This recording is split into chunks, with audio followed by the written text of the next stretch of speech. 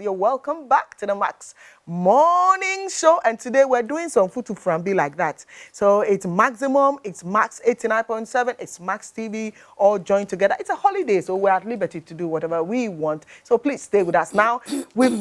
All right, and today, like I told you, Ohima Kente from radio, and then Addison were here before, but Ohima has joined us again. Ohima is also here. Hello. Okay, so Ohima is here. Hello. And our lawyer and historian extraordinaire, lawyer Frimpong Anokye, is also seated. We're so privileged to have him. I thought he wasn't going to come, like, oh, lawyer, why today? But it's so good to have you here, lawyer. Mawacho. Mejodo, madam. Now, what then? Papa. You are like, you are very comfortable with the tree. No. Lawyer, na ye Kwame Nkrumah birthday. Na nipa bebre nim Kwame Nkrumah asem ye ka Kwame Nkrumah ni ankofo nim any political and education, economic life and all of that. But today na ye dane ne kakra. Ye pese ye ko Kwame Nkrumah nchi ankasa. Kwame Nkrumah maame ni papa ni nuanum baby a wo free and all of that. And ye pese any school if I pen paper natural. Lawyer, no akwa babium.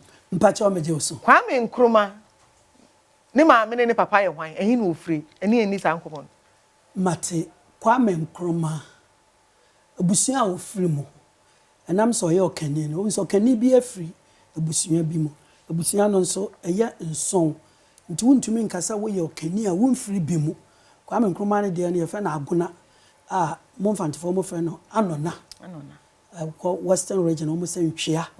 Nti sorry enya ntwea ye duana Kwame Nkrumah ya agonani a mfantifo friend no anona ekoti brofo na ninchi pa no wutresi a enam se okani bia o se ye history bu a se okani bia hyase so ye bunani kani bia ye bunani from Techiman area na ye spread Kwame Nkrumah ninchi pa wo wanchi ahemfie nti wohwe mu anache so ne Professor K.A. Buzia omo ye cousins papa na our own Professor K. Buzia. Omo ye cousins are no omo politically no omo ntamu nya no but omo ye cousins if fie ba kumu ewo wanchi begidi se wanchifo a etie me no owu a enti na owu ye wanchifo wanchi yene ne kogina me etumi gina ye eyiye no wanchi yene ne kogina because na lawyer uhu Kwame Nkrumah oh there be o 64 enti ubete nasem say na na so ye stubborn kakra papa nya kakra okay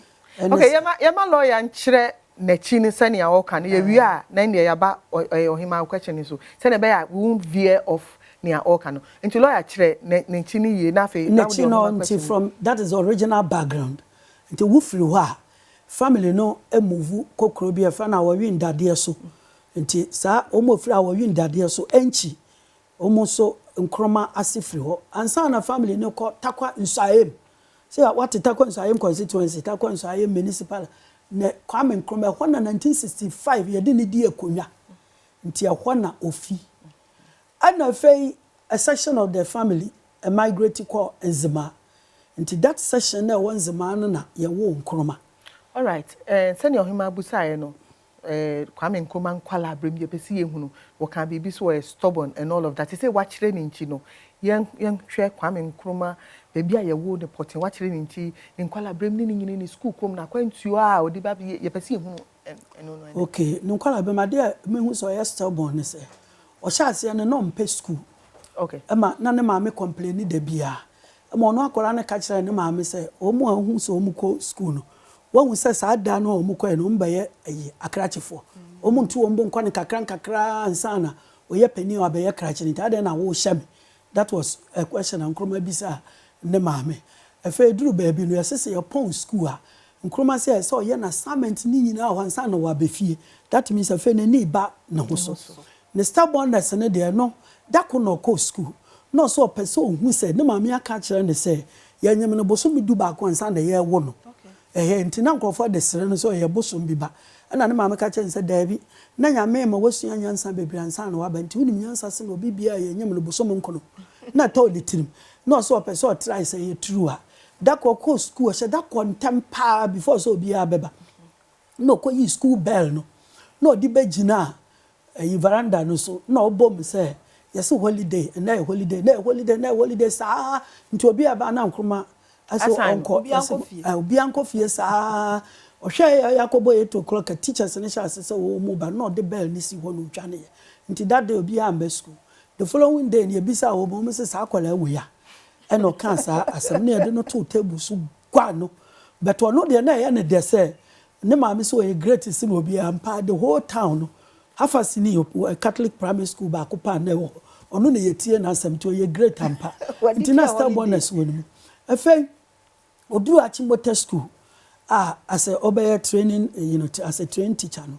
and I say obi antro ne di club a opese who belong to Kwame Nkrumah. It's a be a way literary society current affairs club debate we Nkrumah tro ne di woni nyina mu and ye bisa answer na dan why say our bodam no say there be obey ni nyina and it's on record they say oye ni nyina he would make times or message her next time or beba and a friend so a great sportsman ade bia na school ni ye emfa syllabus no curriculum no Nkrumah de no wushim na eba school there ni mu so eno so ode ne ho ehye mu ntina he was a man of many parts and indeed there was a time one entertainment day entertainment day on Friday evening and Saturdays Friday in school. Okay, but there's an idea Saturday. But those of us who are day students, normally Friday. Saturday. Okay. And also, you train group be free Nkrumah, omo ababe perform, omo atwaya omo ma. Nti na esenke omo ko. Na Nkrumah ko kachire entertainment prefect ni say, obetuma entertain school the whole school. Nti assembly hall that day no, he held them spellbound. What did he do? Was it singing, dancing, dancing, comedy, bibia? To some person, yes, asante hine no ye kente no wa say me person me yes agbeni no wa sa agbaja me person me sa kundum person me omu realize no na the time they needed to entertain themselves Nkrumah had done it for them and then he became very known in the school not the Livingston house aye hu no efenso say agri bechira ade no kwa say I want to be like agri so one day they will call me Agri of Africa or better still Kwame Nkrumah of Africa the truth the stubbornness no the sunya bibi ana baby bia nso a otosi no admit here onzo obi ofri hafasini no wa no aba achimbote school abakru kase wonim se sa suit na ye ama won no ye supply o me coat onim se ye fancy dry washing no de ko share yim no de seminar ye nti ade achi oto no de no wa ye different from everybody na yes no nso ka kire o me se nya me fault nya ade na ma she bida and I don't think I will repeat that mistake. But I can always be a can bubo for no be kontokwa. Obi so anka be kan sun sumashe. E be bu na bem. Or realize say he was different from them. A friend we hu bi. Anu anha no kra. Bibi anha no e wo wiase. Okwa aburekire okwa kosua de. Ana okwa hu Baptist church because na ne ho kire no. Nti no ye odd jobs to pay his school fees. Kwame Nkrumah koduru ha.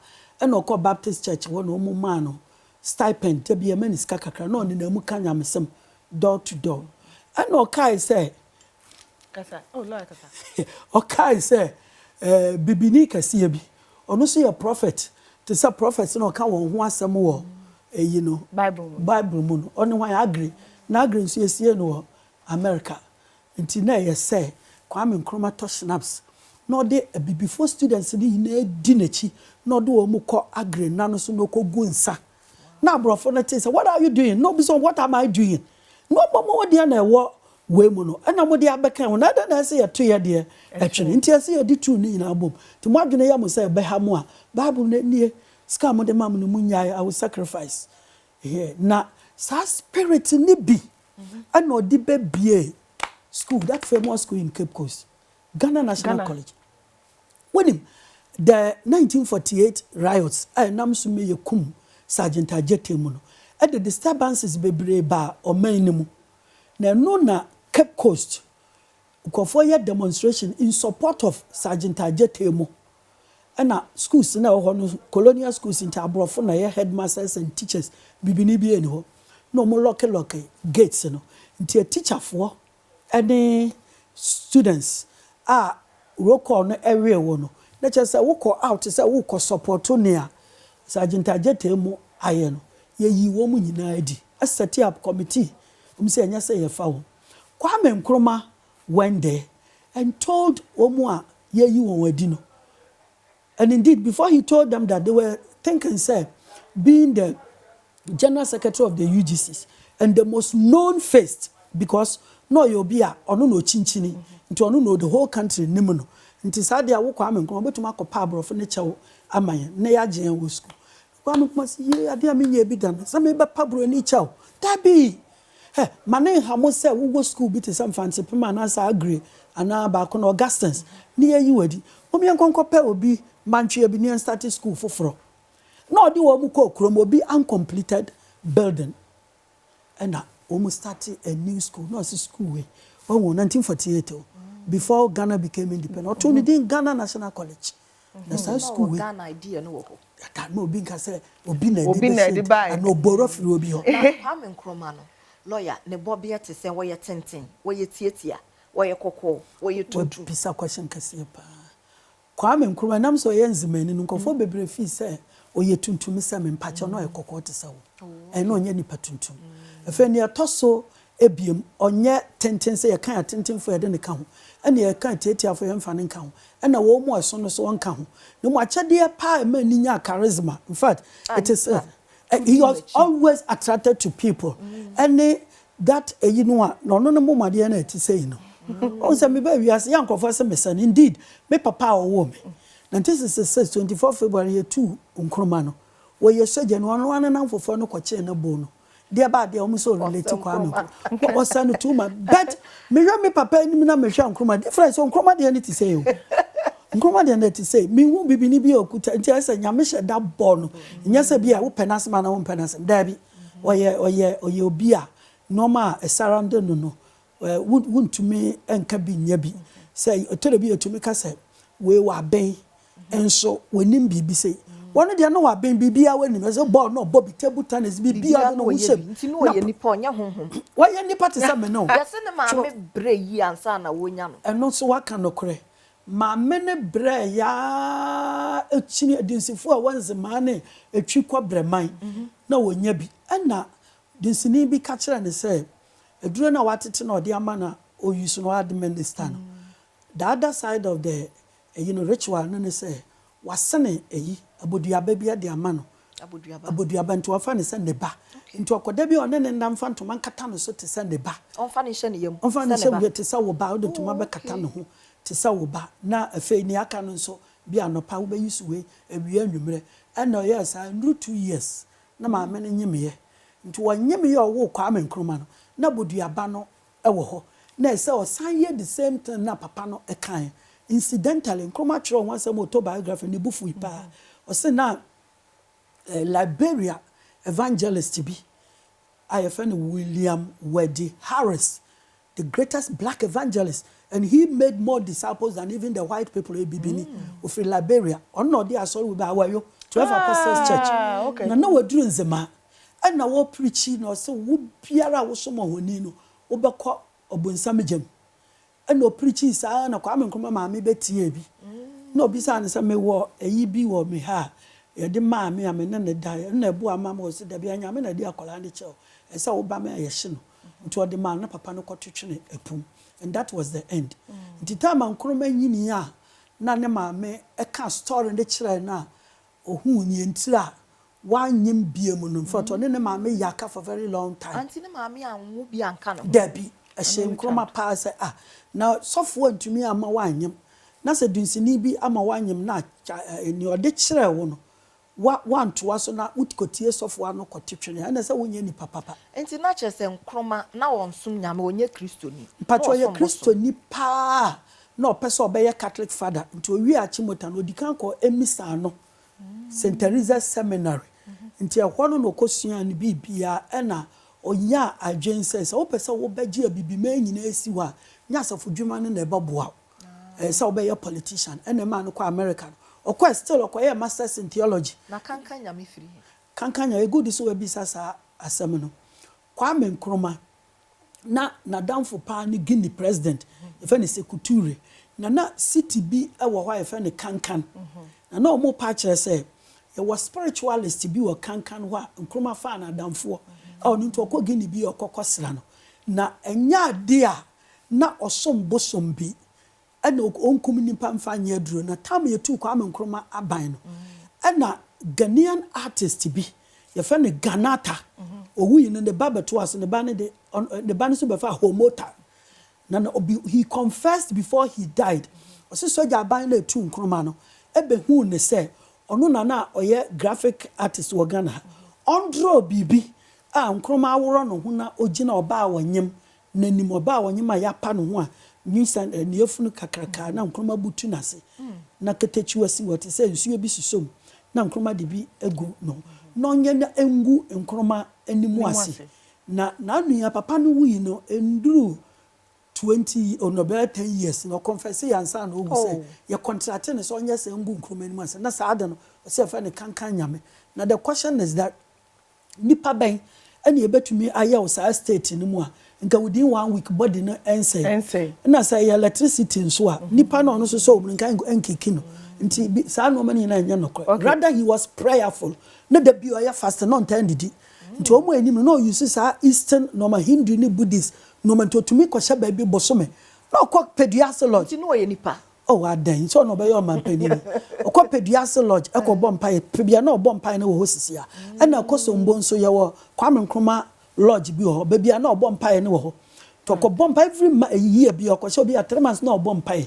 Okay, lawyer kra bodium kakra ma afa nu abeka ye ho a Max morning show ene yasesem kakra ye ne Max 89.7 and is the holidays edition and maximum 104.3 104.3 I was see nyane ye se ne be a obi 80 no maximum 104.3 and max 89.7 in Accra and in Max TV ankasa ne ya kan boom and MC ye frafra sa we're celebrating Kwame Nkrumah's birthday na oba uhunu say obisa lawyer question no or Max 89.7 and no no wabesra ye intina joybo na say my din kakra she should sometimes it's good to allow now any historian and lawyer Edi and Komo how we're talking about Kwame Nkrumah ye busebusa Kwame Nkrumah ne ma me ne wan hifa no free you know nchini na den ton wa obo lawyer chire ni nyina mu say wa chire me pese lawyer I want us to start talking about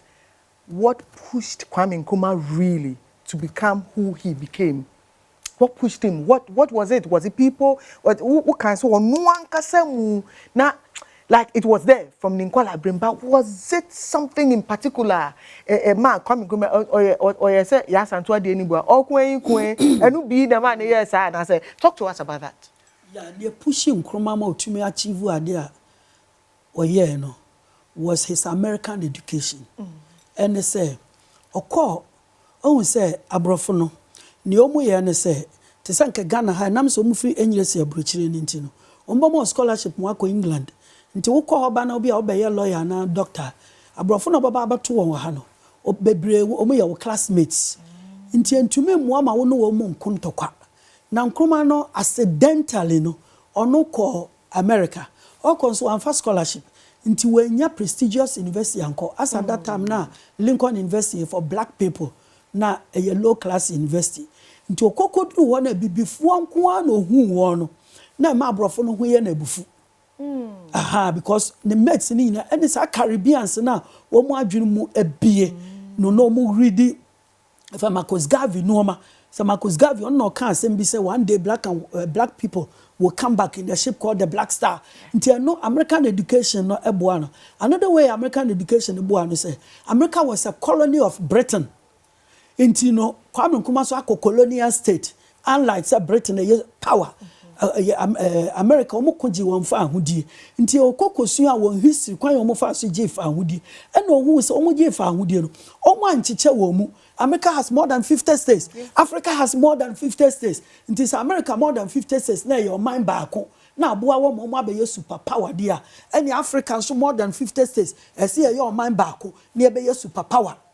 Inti American orientation no eboa ne ye ko Britain ko nya sa orientation adeba ko esan boa ne biem pa na ne se tede bia ho sabe oba bia na me ne kasa me client bia oba me wo se be ma bi ne na wo 3 na ni ba ne ho so ne na wo 3 be ma ne nya adwuma se na me se look obi so ebetuma akọware ne na nka wo hwe bi kura nka ba empiem nti esa wo da Nyankopon ase.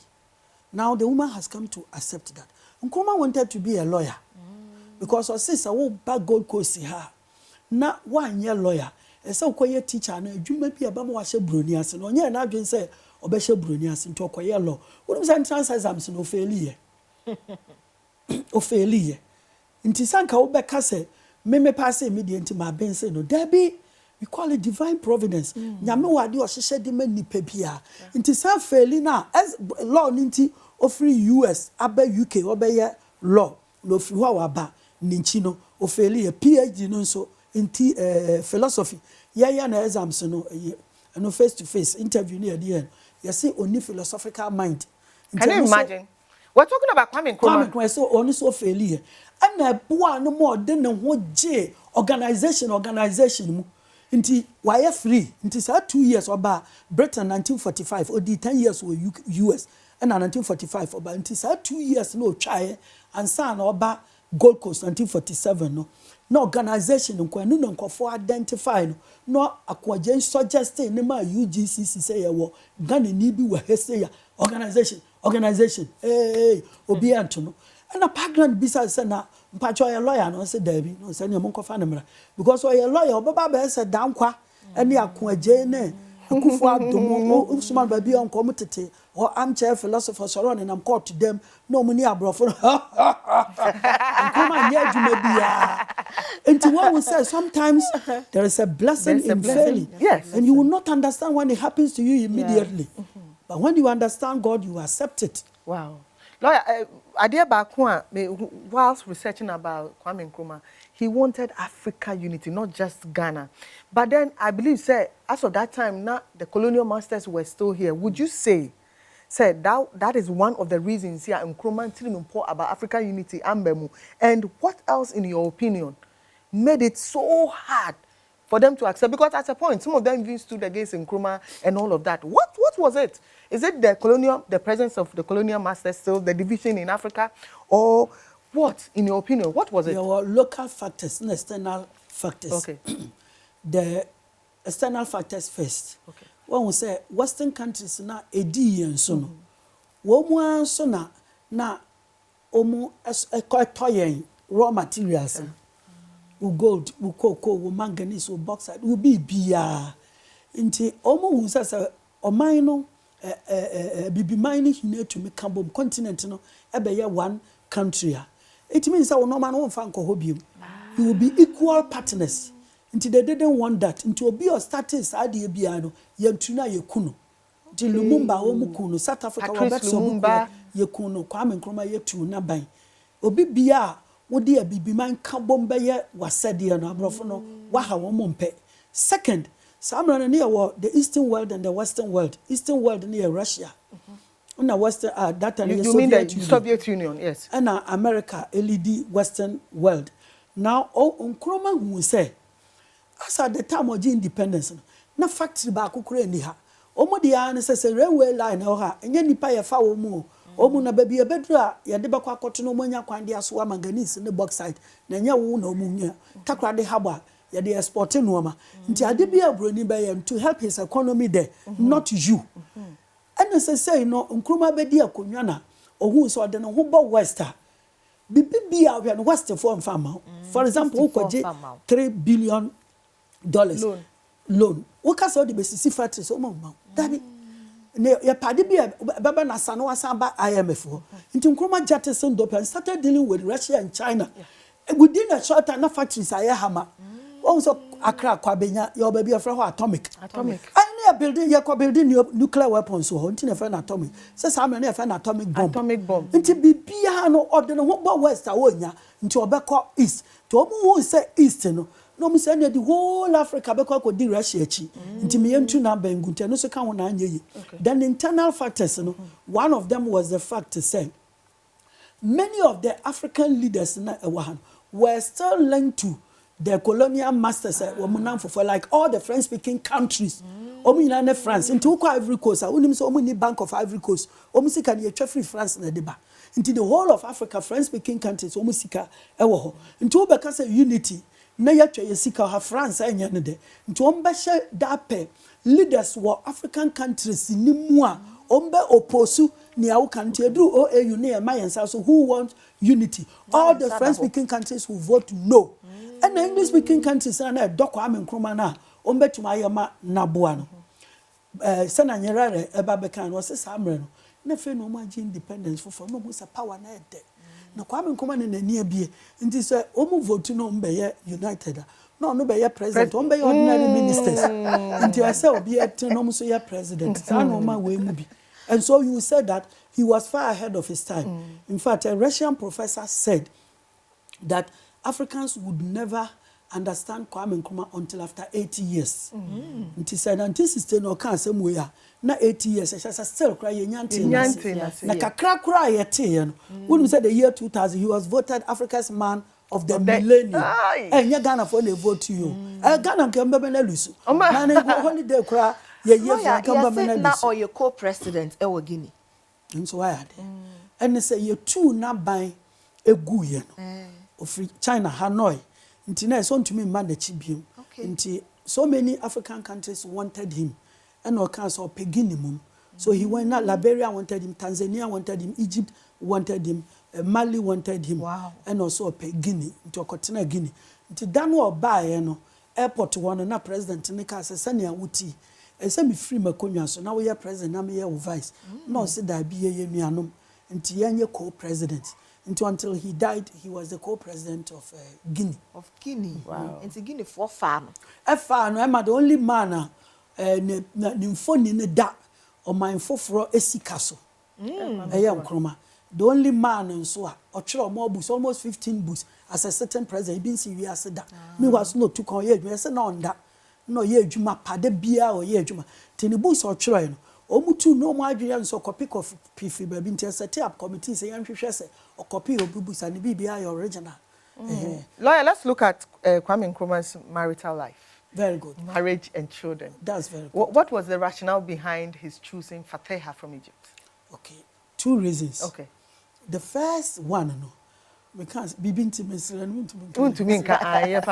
na the first one no and say the first one and say the corner can have a confession. First one and say Kwame Nkrumah in his orientation even though he hated white people did not like dark-skinned women. So bad chumpa no at say Nkrumah nzimani no na Nkrumah mpe Nkrumah pa oba oye koko nti when we say the first child no won outside marriage Professor Nkrumah from Elmina was an animal me koko and so can one mass of day want to mend no ko romance and that should tell you he was just a human being like he was just a human being. The second reason a man no choose oba from that place and koko of course and say before no wo ko meeting see a person Africa ye kambo mu no na damfo bi wo mo ye president of Senegal then if any Leopold Sedar Senghor na Sedar Senghor was a philosopher just as Kwame Nkrumah and watch your book be the negritude na negritude no mu na West State say Africa ha no ye bibia ye be say ye black Africa na so for no me Arabs o mu nka ye ho. And Nkrumah wanted everybody to eschew that. And he's arguing free in say nipa ba ko whether north, west, east, okay. Intina said that Senghor said that Sahara Desert divides North Africa from the rest of Africa. And Kwame Nkrumah no Ocho say the Sahara unites Africa because any vacuum. Baby anke amuna bi na da ho. A wudru a wuntumi nkro so a na epona da ho. And you see it divides us. Na we dey asase yantam na da ho se na nkofo fa former ko Libya to asukọ Spain enti no so to me force one no ka won bom no nya support from them na sa afọ nso no mo adurachiri Egypt no enti so nya support from them enti so worry from them enti the only man president in the world who conducted or entered into a political marriage was Nkrumah. Nya te say na ope oba no ne na nante na say bi opa oba akoko ntira da bi no catch president Nasser of Egypt say me person North African countries ni na me ya wa no motemase the because of my color me kasa ya wo monti ase na me ware oba free wo do mba hu say me ye wonua eno ye the second reason why a man ware fatia. Then the third reason Kwame Nkrumah ehun say all the world leaders are appear wiase no. Woman Agidin had an encounter with Egypt. Okay. Alexander the Great went to Egypt and built the city of Alexandria. Yeah. And Nkrumah Tron was biography. I wanted to be like Alexander. I wanted to be like Julius Caesar. I wanted to be like Napoleon. Now, Julius Caesar so STD Alexander so no so person conquer wiase nyina. Am ono so ye ni Alexander no so ko Egypt no ware Cleopatra. And then Napoleon Bonaparte and so called Egypt so no so person yes Alexander. Nti so call Egypt to be baptized. And no kokosia no more see and ya deba Europe me be done Egyptology, the study of Egyptian civilization. And now Nkrumah say nipa kese bia no has an association with Egypt there. I also have to do the same thing. Then the fourth reason and they said Nkrumah saw himself as the first prophet or the Messiah of Pan-Africanism, African unity. Now, some person who prophet, who said the prophet Jesus, the Son of God, had an encounter with Egypt. On say catch Joseph Safakol, and ko Egypt Herod Bekunu, and akola Ishmael. Ne nana ne Muhammad or the Islam by. On also nane mami Hegano, every Egypt. And to be a prophet, you must have an association with Egypt. Then, what's your Bible Munswa? Psalm 68, verse 31. Yachra wa say, envoys shall soon come out of Egypt. Ethiopia shall raise her hands unto the Lord. No, sister, sadie wo Bible mua. And your men na made this fulfillment in the beba. That envoy. Egypt. Ethiopia, wana OAU headquarters. Until the day envoys arrive from Egypt and Ethiopia raises her arms unto the Lord, Africa must unite. Whoa. Until we start to see Ethiopia, Addis Ababa, AU headquarters in Waman and Sassono. Ya trust, envoys shall soon arrive from Egypt. Ethiopia shall raise her hands forth unto the Lord. Africa must unite. Wow. Lawyer, today we're celebrating Kwame Nkrumah's birthday. But do you think there is any other significant thing? Yeah, let's conclude. Okay. So the death of Kwame Nkrumah. Yeah, and then you didn't wouldn't okay. Okay, so let's do the death of Kwame Nkrumah. The whole history behind okay. Kakrebi, okay. And they say Nkrumah yare. No, yare started Ghana even when he was president. Because there's a whole conspiracy theory around that, from Bob Marley to Kwame Nkrumah, you know, say it was orchestrated by some people. Yes, it was purely orchestrated. Yes. And they're like a poison, a slow poison. Until eventually he succumbed to death. Now, that time, no. Na brantie bi na me kan Nkrumah once and man fa champion na memu ha because the champion would forever be my mentor. Okay. Me penasem yi pa. Na general champion 1952 or enter Ghana army. Wa training na ye bibia awie. Aka just a couple of days we ba be parade no. And you so free camp. Abrofo ne say no kura ntro mu so akwadno mensa. Also akwadno mensa no ko visit obi until wonu me so wo ye de be yi wadi. Nti a time no duru ya. General Akutu Champion. Akutu Champion. Okay. Obe time. Okay. We should learn all this in our history. Yes. Nti time no duru ya. Ye uroko or ye omu nyina ebe match no. Na ye do one certificate. Na papa ete ho. Na Nkrumah as prime minister obe no see na we ye. No mo can story no so wambe mu a wunsan nobody will be called as a soldier. Nti ye the champion be share mu by force. Ye didn't share mu by force no so ye na dwen say kwen bia so obewu amakwame Nkrumah. Nti tam ye tu Nkrumah ka ho no so me ye tu buzia. Say so de Nkrumah back but Nkrumah was too sick to become a president. Nti owu no say kwen bia so me ko fanaba. Now this is where I want. Okay. And Sekou said you people didn't respect the man and he has died as a co-president of Guinea. So will be buried here. Wow. And as a Guinean citizen. And Kwame Nkrumah mame ye recording the voice also say opeso hu ne ba no and you tin the voice na me release body ne de bag na ye kosie ne won krofo no the pilot Air Force plane was Fat Lieutenant J.J. Rollins. Wow. As a young soldier. The radio people have taken over. I'm saying radio have taken over. Our time is up and we need to go. I think we would continue somehow. The next time you're on TV, we would wrap up on whether we've celebrated this great and illustrious son of Africa enough. Ebusian for yene lawyer Frimpong Anokye disenia ya etire no on Max Morning Show no obani ebedin komo efa Ghana bakosem ene ne ebetumi asu afim ne Kwame Nkrumah with that until we did it for Kwame Nkrumah. And a mix up some sort of mixology going on. It was Maximum, it was Max FM in Accra, and it was Max TV. Kojo Addison was here with Ohima from 6 to 7. Myself and Alex Krasi were here. And then Ohima has come to join again. We thank you so much for staying with us.